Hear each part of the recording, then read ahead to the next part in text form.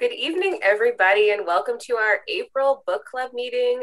We're so happy to be here tonight, especially in Manitoba. We got some pretty intense restrictions put back in place, so it feels good to kind of be in a nice, warm group of people, and I'm excited to hear this discussion tonight about Treed. Of course, I'll do my round of introductions to start off. Well, first of all, I'm Erin Labar. I'm your book club admin, and we want to welcome our author, Ariel Gordon. Thank you so much for being here with us tonight, Ariel. Of course. And we have columnist Jen Zarati filling in the Free Press seat tonight. It's her second book club appearance. And then of course, Chris Hall is here from McNally Robinson. So things will move along as they usually do. And at the end of the night, we'll announce the next month's pick. And I have a couple other announcements as well. And then that'll be it. So for right now, I'm just going to throw it over to Chris to do his introduction. Sure. Thank you, Erin. Hello, everybody. I first read Treed when it was released in the spring of 2019, and I immediately started to recommend it. Reading it again this month in preparation for tonight just reminded me how much I liked it. So April is Poetry Month, and so I think it's appropriate that we're reading Treed. We are in the company of a poet. For me, poetry's presence in the book comes down to something like attention to detail. Not attention to detail like you run into in our corporate lives, always striving and pushing for greater efficiency and productivity. This attention to detail is almost the opposite of that, more about quality. It's about slowing down and noticing things. It's about paying attention. So after I read the book, I found myself seeing trees. I mean, looking at them rather than just seeing them as part of the background. When I read about the glorious elm at the entrance to Palmerston, I looked for it the next time I cycled by. And there it was, and it was indeed glorious. I was just in time. Unless I'm mistaken, it's no longer there. The book feels even more meaningful in these COVID times where we are reduced to the things that are truly important to us. I mean, to the people and to the world around us. We're rediscovering the simple pleasures of going for a walk in our neighborhoods. We're all in search of wellness and looking for ways to stay connected and mentally sound. And Ariel writes that meditative contemplation is half the point of these walks. And judging by the number of copies of Winnipeg Walks we've sold this year, I'd say there's a lot of people on that path. It doesn't feel like an overstatement to say this book has really affected me. I don't believe I'll go for a walk and bike rides the same way again. And in perhaps the biggest way it's affected me, I will never again go to a Bomber game or drive to Richmond Arena for my daughter's practice without driving by Southwood Lands and seeing Ariel Gordon standing on its stump with her hands stretched out towards the sun. So I've got lots of questions I hope to get to ask Ariel this evening, but to get us started, I'll ask Ariel Gordon to read from Treed. Well, thank you so much. It's a problem to have someone say nice things just before you're supposed to speak, because you find you're like, oh, that was so nice, and I'm actually supposed to concentrate on the book. All right, so I'm going to read a short excerpt from Treed, and that's what it looks like. The upside down tree is actually my favorite part. It's called "This is Winnipeg's Urban Forest," and it kind of explains what the urban forest is and what it does. And then I have a small confession immediately after. Okay, here we go. It's 3:30 p.m., mid-June 2014. Time to pick up my daughter from her school a half a block from our house. Nearly there, I notice a flock of brown-black grackles in the trees, moving like fat raindrops, like jazz hands, from the elm trees to the apartment block lawn and back. Each panel of the sidewalk between them is full of idiosyncratic illustrations. Mostly, these are the remains of day-glow green cankerworms, but they are supplemented with pink earthworm segments and shiny black beetles making a run for it on top of white spots of grackle shit. It should go without saying that the annual cankerworm infestation is at its peak.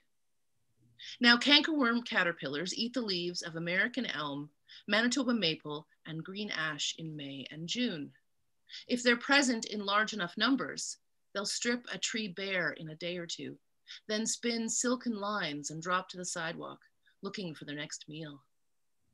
It should also go without saying that the bellies of the birds that eat cankerworms, grackles and robins and sparrows, are filled to the brim with bright green goo.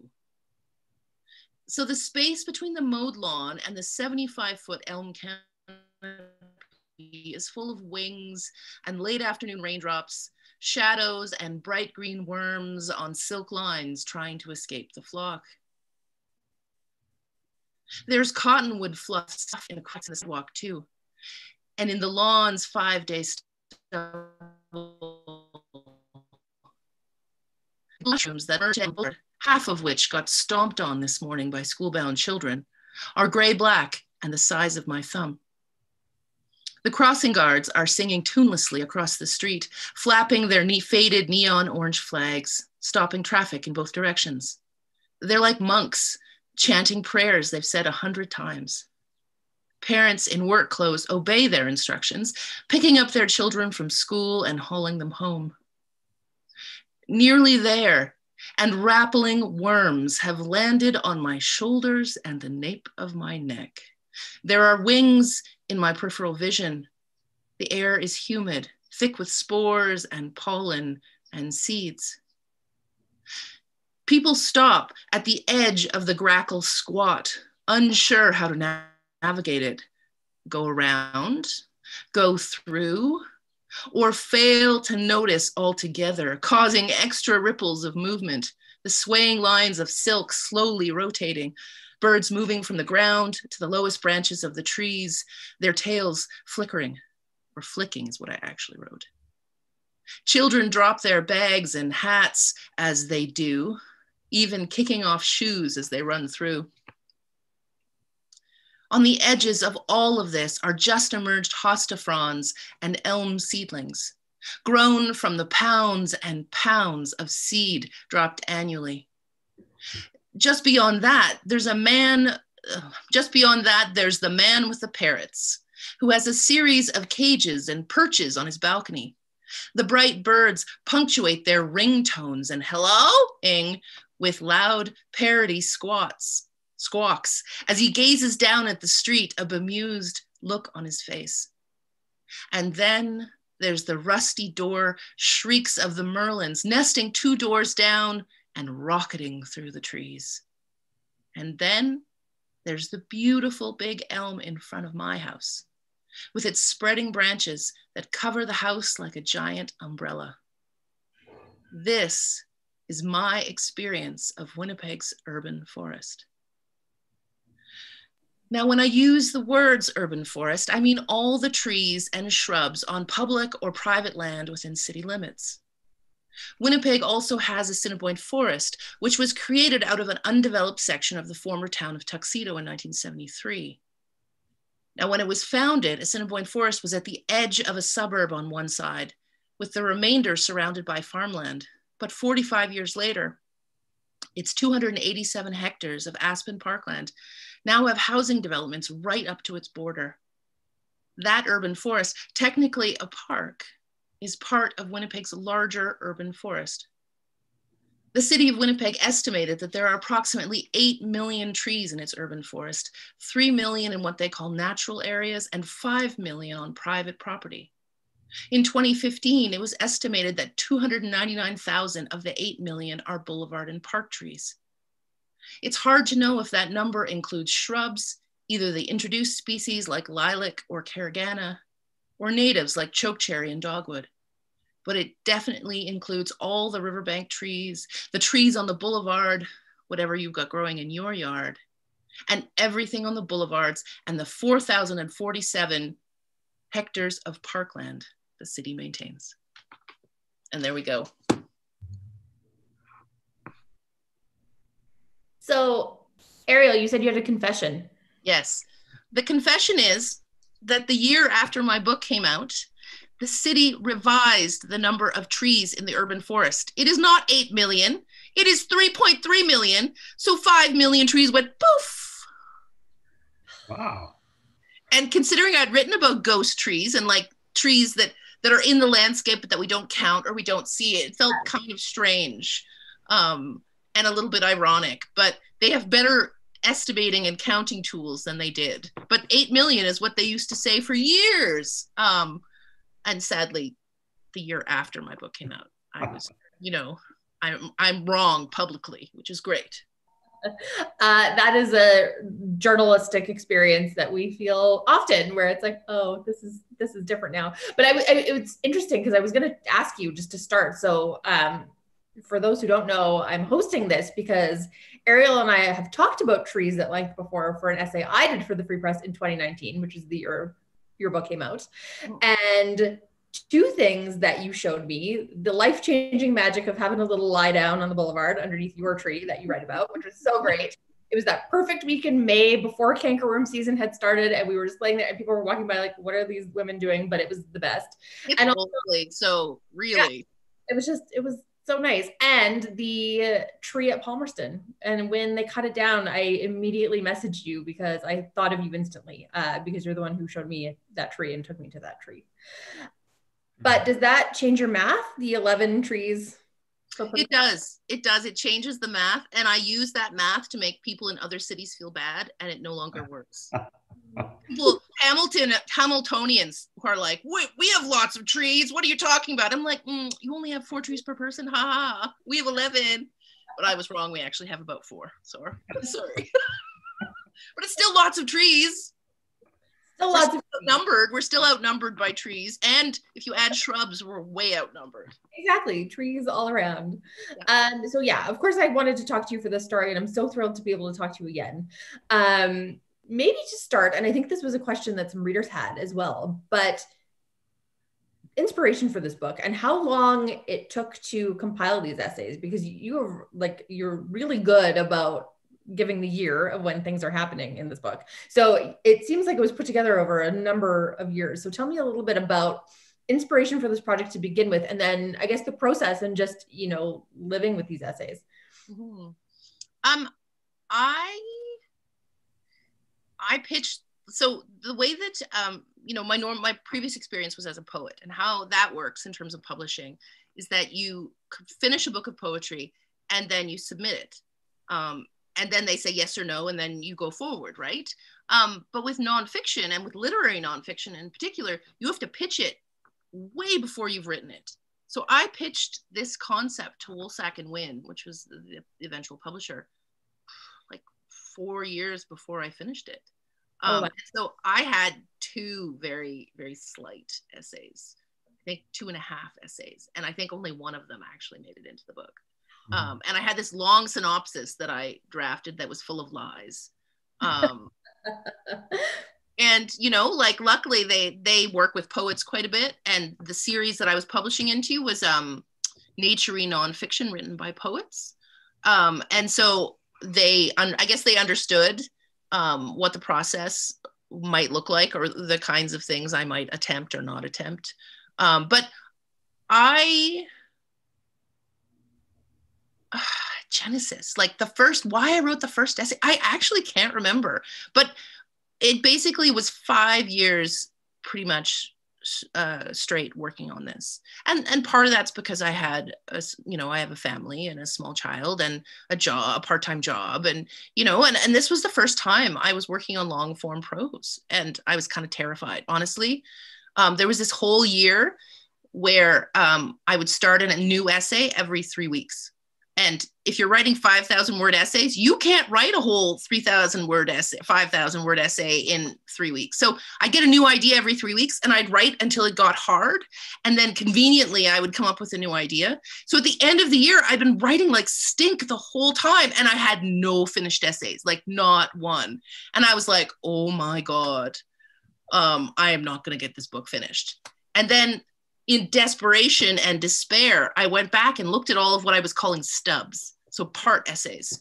And all of a sudden, something must have shifted, because I was like, oh, okay, these 2 go together. Oh, that's done. Oh, these things go together. Oh, I know how to finish this one. So I went from having like 0 finished essays to having 8 finished essays in like in a month or so. So it was definitely an exciting and terrifying process.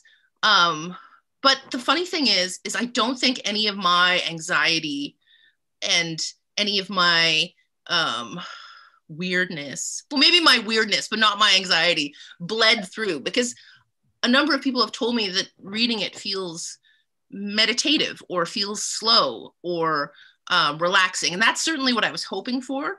But I was like, I'm like a very angry and frustrated goose. So lots of paddling, but Yeah. I both love and hate geese. You didn't need to know that, but I'm telling you. I'm familiar with that process of the plastic on the surface, paddling on the bottom. Why? So this is a question that comes from Dave Stacy. It's kind of related to what I just asked you, which was the original source of inspiration for writing on this subject. So that's kind of the why trees question. Like, what about our trees made you want to write a whole book about them? I think it came out of my obsession with the Cinepoint Forest. And I have always loved Winnipeg history. I've always collected sort of older Winnipeg histories. But I'm someone that connects to the city via its natural, it's the urban ecosystem, for want of a better word. And so I had been going to Cinepoint Forest for almost 20 years by the time I started writing the book. And when I first started going, I found it really overwhelming. Like, there's so much happening. And I started by looking at mushrooms and then using that as a way to look and to then draw back to the larger forest. And what I figured out is that if I wanted to talk about the urban forest or the city or how we live in the city, I could start with the Cinepoint Forest just for me and then back out, because I understood the Cinepoint Forest. So if I could use that as a way of understanding those 3.3 million other trees. So that was the genesis of it. But because I took a lot of photographs of mushrooms, I didn't actually want to write about them that much, but I was really interested in the trees. Like, I started to see the trees more, and the trees felt like such a fruitful subject, right? Like, it felt like you could write almost anything about trees. And I tried to do that. I tried to write about trees from all these different points of view and all these different disciplines. And, part of that means that there's a chance that I got a lot wrong, and more than I know that I got wrong, but it was still the only way that felt satisfying to me. Like, I couldn't have written a narrative that was beginning, middle, end. Right. Instead, I wrote 17 narratives. Right.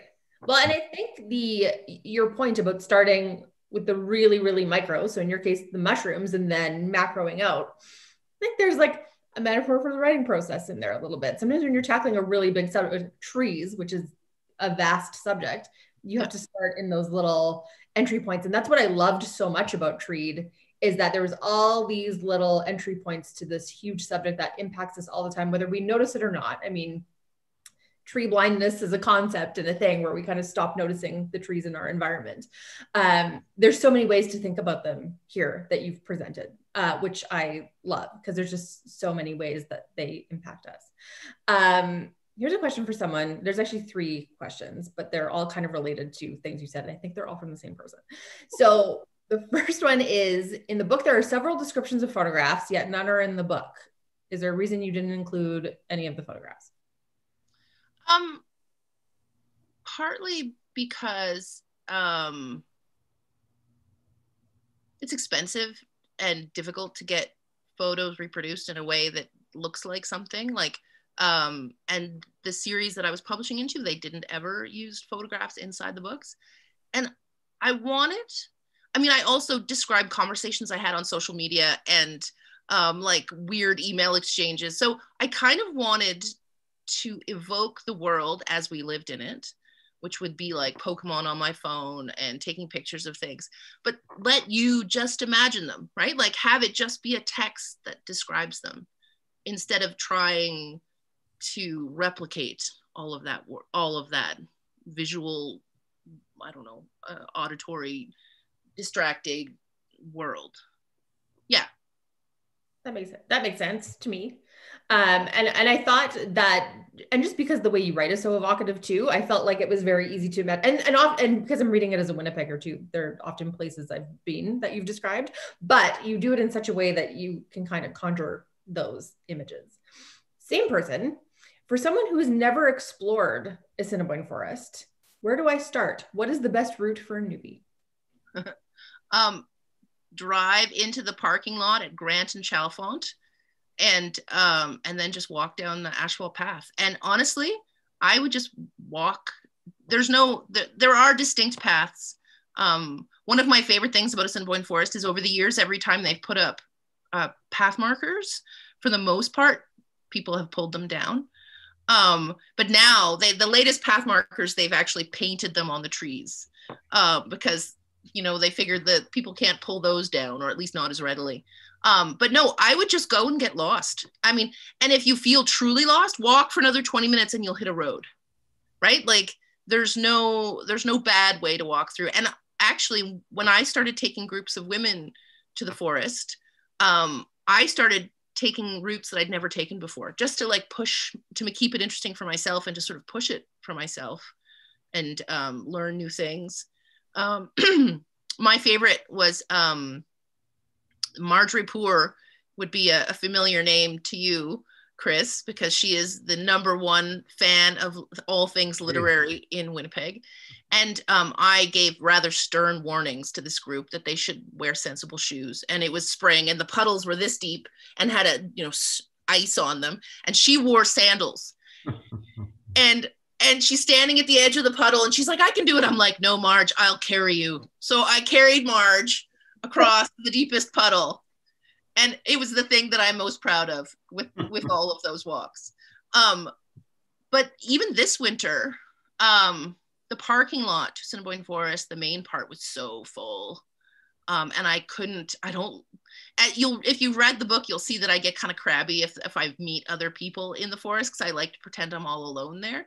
And so we actually started walking on the coyote infested section between Grant and Cordon, right? The side that's sort of next to the Tuxedo Golf Course.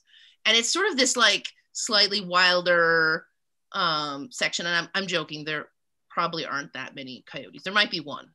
I don't know. They've got signs up. That's what I think is funny. But we walk there every Sunday, avoiding the crowds in the main section. And that's I like that stretch almost as much now. That's awesome. Yeah. Chris, do you have any questions before we get to more reader questions? Yeah, well, Ariel, you talked about the difference between publishing poetry and prose. So what's the difference for you in writing them? Is it completely different experience, completely different approach, or how similar are they, I guess? I was kind of shocked at how similar it actually felt. Like writing the individual paragraphs, writing scenes felt a lot. I tend to write my poetry kind of cinematically. Like I try to create scenes and then let you see it. I used a lot of the same tools that I use in poetry, but the only difference was how long it was. A 5,000 word essays is about 19 pages. And I'd be like, oh my God, how can I still be scrolling? Oh my God, there's still more of this. How can there still be more of this? And the other thing is I actually had to learn a little bit more storytelling, like beginning, middle, end. And one of the biggest challenges I had, because, you're like, I can write about anything if I want to. Well, no, I could only write about a particular topic if I could find a satisfying narrative that went with it. And it had to be satisfying. Like for me, it had to be emotionally satisfying before I could write about subjects. So there were all kinds of things I actually wanted to write about, and I never found a point of connection personally beyond being interested in it, right? So that was an interesting thing to learn. And so were you able to, does that mean you were able to be more fragmented with poetry? Like you can dip in and out maybe, or? Yeah, I mean, poetry tends to be, you write a poem, a page, or a poem at a time, which is, right. A page, and you might come back tomorrow and write another one, or you might not come back for 3 months. And who knows if the poem you write today, if it winds up in this manuscript or this manuscript, or how that all works. And I love building manuscripts of poetry where you combine everything. And I've written some long poems that are about 20 pages, but it's a different, there's a lot more compression. There's a lot more of playing with the page like it's a canvas. There's a lot more part of the what poetry does is that playing with language and the leaps that metaphor has, it sort of stops and watches itself doing that. And it just behaves differently sometimes, right? And part of why I chose to write this book as prose was because I wanted to be able to do things like string off a list of percentages, right? Like this is how many lindens this is the percentage of lindens in our urban forest. And I haven't figured out how to do that in poetry, right? I haven't figured out how to talk about the details of things like climate change or Métis ownership of the land, right? Like in poetry. And that's just me. I mean, I'm sure there are people that can do that, but I needed a slightly different canvas or container, if that makes sense. Have some questions from the chat. Someone wants to know if you still take women in groups through the forest, and there's 3 question marks, so I feel like there's some interest. Yes. When we first sort of reopened or got a little looser, a month or 2 ago, I was considering it, and people were still I was considering taking people out again. But some of my regulars were pretty freaked out by the idea still. Even though it was outside, and probably would have been fine. And so I sort of decided that I would wait for a bit before restarting, because I would really hate if someone got sick because of a walk I led, like I think walking has been so essential for me, but it's not essential for me to take groups yet. But I want to, and I will definitely restart that once, as we go into another extended lockdown, right? Speaking of walks to the forest, someone would like to know if you remember your very first walk through a Cinepoint Forest. Kind of. So my partner and I grew up in Winnipeg, and I went to Cinepoint Park a bunch of times in my life, and all the other parks. But my partner and I were sort of, on a weekend trying to figure out what we're going to do. And he was like, oh, do you want to go to a Cinepoint Forest? I'm like, oh, honey, you mean a Cinepoint Park? He's like, no, I mean Cinepoint Forest. I'm like, what do you mean? I've never heard of such a place. And so he took me there, and we quickly became obsessed with going. And we would go once a week, and we'd try to go twice a week if we could. And we don't live anywhere nearby. So, it'd be a half-hour drive there. But no, I don't actually. So I guess I could, if I'm supposed to know how long we've been going out or together going out, I could figure it out based on, it was 18 years ago, 20 years ago, somewhere in there. Yeah. Because my partner and I have been together 23 years, I think. It's terrible. I oddly remember mine, and it's because my grandparents, and it's actually the grandfather who was dying while I was writing this tree article. So I had, I was writing on the plane to go visit him in Calgary. And he was just super into the woods, nature, getting out into nature, all those kinds of things. And they lived in Charleswood. And so often after Sunday dinner, we would go to a Cinepoint Forest. And I remember the very first time I went there, I was like, oh my, I couldn't believe that this existed here. Like you feel like you've stumbled into Narnia. You're like, what, how is this here in the middle of the city? And I just, we drive by it all the time, and we hadn't really gone in, but yeah, it was just like. Well, I have friends that are like, don't tell people about it. Don't tell people about it. They'll ruin it. And even this winter when I was going to the other side, someone's like, that's my secret. Don't tell people. I love how territorial you are in this place. Suzanne Bell would like to know, how does it feel to remake a tree? It's kind of it kind of forces you to slow down. It kind of forces you to think about if you care, if people see you, if you care about being embarrassed, right? But for me, it's about honoring the tree that was. It's about trying to imagine it standing again, because we've lost and will be losing so many trees. And so even if you don't stand on a tree, it's likely that you'll lose one close, a big one close to you and close to your house and close to your place of work. And so, even if you don't go and stand on it, I think it's not a terrible thing to take a moment to, what I love about trees, we have deer everywhere in the city, but trees are these enormous old creatures and they don't move, and you can spend as much time as you'd like with them. It's interesting because a friend of mine challenged me to think about trees and the fact that they do move, but they move over a different time scale than we're used to, right? So they actually do move. It's just we can't see it. But practically in the day-to-day, if you go stand by a tree, it's not going to stamp its feet and run away, merry tail wagging. You can spend as much time as you like with trees and mushrooms, which might be why I like them so much. That's a perfect segue into a question about mushrooms. Ariel appears to have a fetish for mushrooms. And did you as a little girl, or is this an adult thing?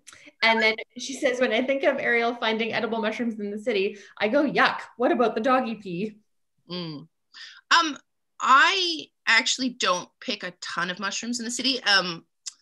The house that Nellie McClung lived in Wolseley, I was summoned there by its current owners, and because there was a large chicken of the woods on the stump in front of the house. But I couldn't get there till about 9 o'clock at night, and she wanted it all gone. So she was like, take it all away. Because normally you would just take a little bit, right? Like just what you were going to use. And she was like, take it all away because the neighborhood kids are kicking it. And so I'm sitting on the boulevard in the dark with a knife, doing knifey things with Stump. And the person's next door neighbor comes out and sits on the porch, and like I can feel his dagger eyes. Like, like looking at me. I'm like, please don't call the police. Please don't call the police. But it was fine in the end. But mostly, like, I have picked a few things from Cinepoint Forest. I really try not to, just because if I go and harvest actively in a Cinepoint Forest, there'll be nothing else for anyone else to see. So I really, there's the odd thing that sometimes I'll take because I want a spore print, or if there's like a million different lobster mushrooms, I might pick a couple of fresh ones to eat. But mostly I just look at them and take photos of them, and I'm made happy by them. Yeah. Betty has two questions specifically about the essay outage.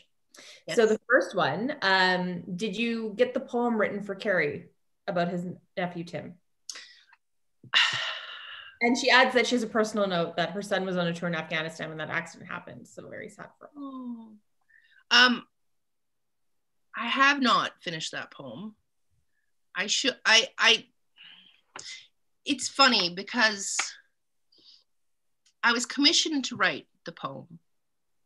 I've written most of it, and I didn't, for some reason, there was something that kept me from finishing it. But I was almost compelled to write that essay, like not in a bad way, but in the best way possible. Like I went there with the plan to write the things that I had on my to-do list, but I was so compelled to try and tell some part of their story. And Sharon Arksey, the writer whose house it was, kept on apologizing. She's like, I'm so sorry. We keep on taking you over. And I'm like, who am I to, like when you feel so inspired and when you feel so compelled to do something, you have to listen to that, or you should listen to that. And So I kind of feel like that essay is a tribute to him and to his family. Maybe that's why I haven't finished the poem. I don't know. Sharon and Carrie are not offended that I haven't finished, or at least so that's a good reminder, though. I should finish it. She also wanted to know, a couple Saturdays ago in the Free Press obit page, she read about the passing of Anna Arksey and wondered if there was a connection to the farm. Oh, there might be. Yeah. I'm sorry, I don't know enough about that to comment, but it could be. I think the Arksey family is fairly, there's a fair number of Arkseys, I think. Chris, do you have... Sure. Ariel, you write in that you were, well, earlier in your book, that you're, when you were younger, you resisted naming, but then you realized that this tree, that tree, the other tree wasn't as precise as it could be. And then you go that names are important for us to know what you're writing about and to communicate. But I'm fascinated by that resistance because I feel it in myself. I don't take guidebooks out to nature with me. And so, like, is there anything that you feel like you've lost in that process of learning how to name things when you go out in nature? Oh, I'm still really ignorant about a lot of things. So I never feel like that tension really. But like, for instance, conifers, I'm terrible at naming and identifying conifers. Like, I can tell some of the obvious ones I could do, but I do tell people, especially if they're struggling with the names, that naming is only one way of knowing something. You can have a long-standing relationship with a plant or an animal or an insect or whatever it is over years of watching them and looking at them, appreciating them, and not know the name, and it doesn't matter. The only time it matters is when you're trying to talk about. For me, it mattered because I wanted to be able to, if I just went, hey, that white tree with the stripes on it, like, it takes a lot longer to write that than it does just to say, like, a birch tree. Sure, yeah. So, but I still don't really believe in naming all that much. For me, it's like I have one of those minds that doesn't shut up, and so it's constantly going. But when I go out into nature, I don't have any words for it. It's like my mind stills, and I like that about it. And I feel like if I could name everything, my mind would start. It was also a really long process for me learning some of the names. Right? Like, this was a 20-year process of sort of being in one ecosystem and sort of learning it or learning parts of it. But yeah. And part of, I think, the switch came when A, I was writing about it, but B, I was taking people in and people would ask questions like, what's that? What's that? What's that? How does this work? And so I sort of had to be like, because if you go in, you're like, I don't know. Everyone gives you kind of a look, right? Like, But what I like, the best walks where I've gone in the forest is where we go and we look at stuff, and then there's someone on the group that knows wildflowers, or there's someone on the group that knows berries, and there's someone on the group that knows, like, medicinal herbs, and and then we all can contribute, as to, like, what something is or what it could do, or and I like that the best, right? Where everybody sort of has a piece, and sometimes you just walk, like, we don't need to talk, like, we can just. And I was really worried, actually, when I first started taking groups of women, that I wouldn't like walking with other people, because mostly I would walk with my partner silently. And so, but it turned out that it felt really, like, celebratory and joyous and different, but still really good, and sometimes we just walk, and I like all of it. I like all the ways of being in the forest, actually. But do you know the author, Robert Mcfarland, the nature writer he's from Britain, and he's written a book called Landmarks. He goes through the UK because there's all these words for nature that used to exist that we've long forgotten. And they were important because people lived so close to nature. They had to, like you described, they had to be able to tell each other the difference between this or that. And he doesn't write about this, but it reminds me of, I don't even know if it's true or not, but if the Inuit have 11 words for snow. But you can see why they'd have more than one, because they have to get from here to there. If they're going to describe the route, they need to know the difference between that snow and that snow, so they know where to turn. So there's that practical aspect of nature that maybe we don't need anymore? Well, yeah, I mean, I think, I don't know. I think, I always think about Pokemon too, whereas Pokemon was developed because the game developer, whose name I've forgotten, but it's in the book, he used to like hunt for insects in this pond on the outskirts of Tokyo where he lived. And then when that all got developed, and all of a sudden you had simultaneously the rise up of like these cramming schools and kids being so scheduled and so busy. And he was like, well, what if I give them a way to look at the same insects that I loved so much, but in this game, in this slightly made up version of it? And people are like, oh, it's disconnecting kids from nature. I'm like, actually, it's based on that wonder. And you know, you can argue maybe, you know, that we're too tech focused. I would certainly agree with you, maybe, but I loved looking at my favorite natural places through the Pokemon AR. I thought that was actually like really fascinating. And to see like lots of parents with their kids out walking, right? Like that augmented idea instead of that taken away idea. I think that's something that we're kind of seeing now amid the pandemic, is just people really getting outside, but also remembering the value of outside, you know? And I think in a way that maybe not, I wouldn't want to say like that we never have before, but in a different way. And I think like there's been sort of a renewed appreciation. Like I saw that the relief program, like their trees sold out really quickly this year, because I think people are thinking about that, right? They're thinking about, okay, this stuff really was not only important to me, but healing to me during this time. How do we protect it? So you've started a great conversation about nature in our city. Any plans to add to this collection?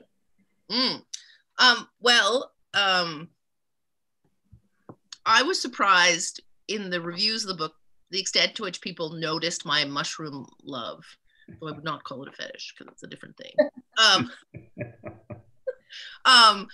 But I think the plan is the next book will be about mushrooms, but fungi in particular, right? And the mushrooms that we see in the forest are only one type of fungi, or the fruit of one kind of fungi. I kind of want to look at fungi more generally, from the mushroom suits that people are getting buried in to, you know, like Dutch elm disease is based from a fungi, right? Like, so there's all kinds of, and they're making packaging and clothing and out of fungi, and there's all kinds of like really fascinating stuff. I want to go work at the Loveday mushroom factory for a week and then write an essay about it. Don't steal that idea, Jen Zarati. I know you want it, but it's mine. I promise it's yours. I would not do it your justice. You might actually, but still, it's still mine. You can't have it. I have returned. Just before we wrap up, Ariel, do you want to talk a little bit about the poetry project that you've been working on with the Free Press? Yes. So it's called Rites of Spring. And the Free Press has published poetry for the last 6 years to celebrate National Poetry Month. And so it just was published in Saturday's paper. So if you want to have a look, I think you can find it on the website, or you can rifle through your recycle box and find a copy. It's in the 49.8 section. And I really have to thank Lisa Dahl and Scott Gibbons and Mike Deal for all their work on it year over year. And we're also partnered with the Winnipeg International Writers Festival now. So we're under their administrative umbrella, and that's been really great. So we had 12 poets this year. It was on the theme of resilience. And yeah, it was really amazing project to work on this year in particular. Yeah, I will drop a link in the comment box of this video for people if they want to come back and check it out later. Yeah. Thank you all so much. Thank you so much, Ariel, for sharing your work with us, and for Jen and Chris for hosting tonight. We are so appreciate your time. And just before we go, we'll talk about next month's pick, which is Once Removed by Andrew Unger. You guys asked for a funny book, a lighter book, so we have delivered with this one. Just a little bit about it. Of course, my window is closed. It's been described as hilarious as Schitt's Creek and as sinister as Hitchcock. So if that doesn't get you excited, I don't know what will. It's the author, Andrew, is also the mind behind the Daily Bonnet, which is a Mennonite-based satire news website. If you haven't checked it out, I think you probably should before you read this book, because the humor is very, very similar. And if you have sort of like a background in Mennonite culture, if you come from a Mennonite family or you know anything about it, you'll probably find it even funnier, because I'm feeling like I've missed some inside jokes here, but it definitely, if you have some of that knowledge already, it will serve you well while you're reading this book. So I hope you guys enjoy this for May. And then later this week, we will be sending out an email announcing our summer pick. So just to remind everyone, we decided to do one book over July and August, and I think that will be going out on Friday, so you can keep an eye on your inbox, and we will let you know what the summer book will be. Ooh, mystery. I didn't want to announce it today. Keep a little mystery. I think that's everything for tonight. We're celebrating our 1-year book club anniversary soon. I can't believe it's been a year already. So I just wanted to take this opportunity to thank everyone so much for their participation. Of course, Chris and McNally have been great supporters of this. All of our authors have been so wonderful. And if you missed some of our earlier sessions, they're all available on the Free Press YouTube page, so you can go back and watch any of the previous sessions if you want to. But thank you all so much for your consistent participation and wonderful questions and lovely emails. And it's just been such a pleasure to run this group for everybody. So thank you, and enjoy the rest of your evening. We'll see you next month. Thank you. Thank you so much.